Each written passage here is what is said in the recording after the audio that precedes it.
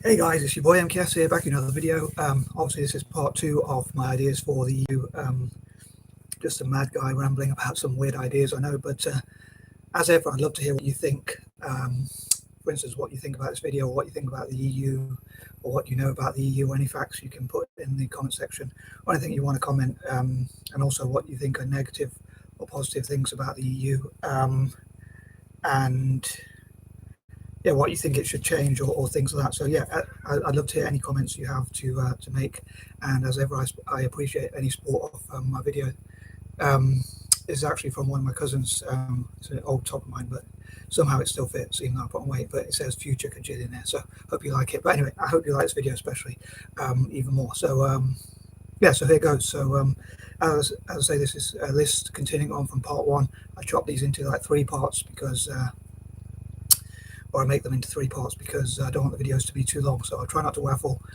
And here goes. Yeah, I do normally try to make my videos about 10 minutes long, or even less if I can. Unfortunately, last one went a bit over, but because I do them live, I don't really and I don't edit them. Obviously you see my mistakes as well when I stutter or forget things or whatever, but I like to keep it that way if I can. But anyway, and also sometimes I do go over schedule or over time, but anyway, I'm going to try and stop waffling because that will help, and also hopefully make the video less boring and hopefully more interesting. Anyway, here goes. So as I say, please check out part one if you haven't done so. I covered ideas number 1 to 10, so this is going to continue from number 11 to 20. So here goes. So number 11, I think it would be interesting to see what the EU could change, how it could reform, change its image and reputation, and what it could do to help things like, a lot of people accuse the EU of trampling on democracy, or making too many rules for different nations, again, democracy, and taking away freedoms and things like that. So I think it would be interesting to see how they could reform and change that so that it's more commercially viable or feasible, or it's better marketed around the world, or especially in Europe, or for the countries they want to join or leave or stay and not leave. They want to refrain from those countries leaving. I think it would be good to show what they can do, like to reform and show that they actually do support democracy, perhaps, or they could start supporting democracy if they don't, and that sort of thing. But yeah, and also I think it'd be great if they support things like Irish inventors or inventors across Europe, especially in countries like Ireland, which went through quite a lot in the past through like colonization and things like that. Maybe took on the case of countries like Ireland, which have been colonized or whatnot. And also perhaps give back to countries that were colonized by European countries as well, around the world, which I think would be a good part of justice. But yeah, so supporting Irish inventors as well and things like that, and creatives and startups and SMEs from countries like Ireland and Central Europe, and different places like that. As I talked before about Central Europe, could be symbolically a central focal point to bring all of Europe together, or something like that, or at least all the Eurozone countries together. And again, that if they do well, it will encourage other countries to say we could do well being part of the EU. Number 12, I think it'd be great if they tackled bullying. It's difficult because I think this issue, because online, I think there should be as much free speech as possible, and I don't think that's where I think it's difficult to draw a line between what you should ban and what you should allow as free speech. I mean, sometimes like on Facebook, sometimes I've said jokes which seem a bit controversial. They seem like sort of like I'm going to kick your butt or something, and then for a joke. But I got a temporary ban, so I think it's difficult to uphold free speech, but at the same time tackle bullying. But I think it would be great if they had at least awareness campaigns to talk about. Without curtailing free speech, they could talk about how to tackle actual bullying, and talk about why it's a bad idea and things like that. Again, I'd love to hear what you think about that idea as well as the rest of my ideas.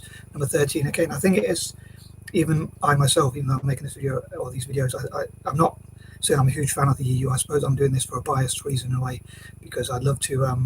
I think Italy, for instance, that I support in football, has a good position to say, to stop Italy from leaving, which could have a trickle effect onto other countries, because they could see that if Italy leaves, then other countries could also leave, just like the EU, just like the UK. Sorry.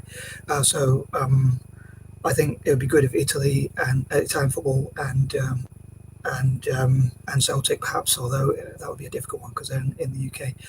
They're in Glasgow, in Scotland, in the UK. But so, as I mentioned in part one in the comment section, but I think that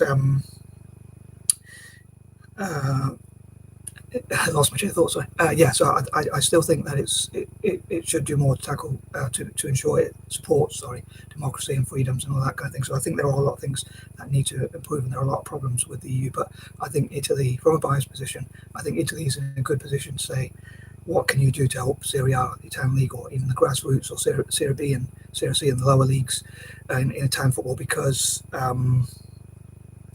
suppose this is my dyslexic ideas. These are my dyslexic ideas and creativity and connecting things together, I think. But they could ask for like more, as I say, more funding for football academies for young people, and just to support football clubs in Italy to help them financially. Although I hope they won't ask for too much in return, of course, but it could be a way to bribe Italy to stay in the EU. So Italy could be in a good position to sort of barter and things like that. Number 14, I think it'd be great to see the EU working together to solve problems like maybe global warming or climate change or whatever came up. Anyway, but yeah, so I think it'd be great if they solve problems together and like climate change and illnesses and diseases, illnesses/diseases and things like that together, and work together in science and different areas. Number 15, I think it'd be great if they work together on shared goals and looking at how to help especially the poorest parts of the EU, so that again it's commercially viable to be a part of the EU, and it's sort of they have to sell the idea. Again, I think Italy could use that for football, like say if you invest in Italian teams like AC Milan, Inter Milan, and Juventus and teams like that, so that they get some sort of benefits from being a part of the EU. It has Italian football clubs and maybe even like Spanish football clubs and things like that, I suppose, because I love Mediterranean clubs and even French football clubs, but especially love Italian clubs. So I think it'd be, again, from a biased point of view, I think it'd be great if they, if those countries, especially Italy, said, what will you do for our football leagues, or even developing young footballers and helping them, giving them opportunities, and maybe even something to do with like when they sign players. But even just funding so they can buy better players, but also invest in the youth and stuff like that. Number 16, I think again it would be good if they could meet together, and maybe especially in Central Europe, which is again centrally located. I often think, as I mentioned in part one, I think it would be great if centrally located countries within a continent connected that continent symbolically, so that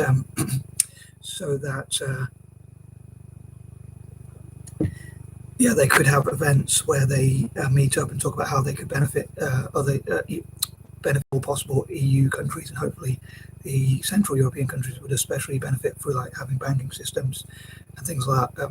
Maybe even rival. The point I nearly forgot to say was maybe even rival the city of London if at all possible. Like so, again, it would become commercially viable, and different European companies, and maybe even international companies will want to invest in Central Europe as well as other if they become part of the EU as well. Central European countries and also the EU nations generally as well. But I hope it will especially benefit Central Europe. But again, I hope to benefit countries like Ireland as well, which were colonised as an anti-imperialist. It's one of the countries, it's probably the only country in Europe which I'd really want to support financially, really, is Ireland, because it was colonised, as I say, and as an anti-imperialist. I would love to support them. Number 17, again, I think it'd be great if they helped people with skills and talents and help them to, by investing in their projects, like say their startups, SMEs, supporting inventors, poets, writers, and all sorts of creative people, and that sort of thing. Number 18, I think it would be great if they showed, accentuated all the positives, obviously from a branding and marketing point of view. That's quite a sensible idea, obviously, to talk about the good things you do or that sort of thing. So they could have like videos like this on YouTube, which talks about all the good things that the EU's done and the funding they've done for SMEs, startups, SMEs, and things like that. And number 19, I think it'd be great if they helped like Irish software developers, and I often, because I support Ireland economic, or try to at least, I talk about Ireland a lot. But yeah, I think it'd be great if they supported Irish software developers and things like that. And number 20, I know that it's EU is for Europe, but I think it'd be great if they again helped African software developers and things like that. As I mentioned in part one, I think when the EU has imposed a lot of fines on companies like Apple and and probably even Microsoft and companies like that. And I think it would be good if the fines they imposed on those companies went towards the development of African tech. So I think I did quite well in keeping this video fairly short, kind of. But anyway, as ever, please let me know what you think, and I appreciate your support. And I'm out. Peace out.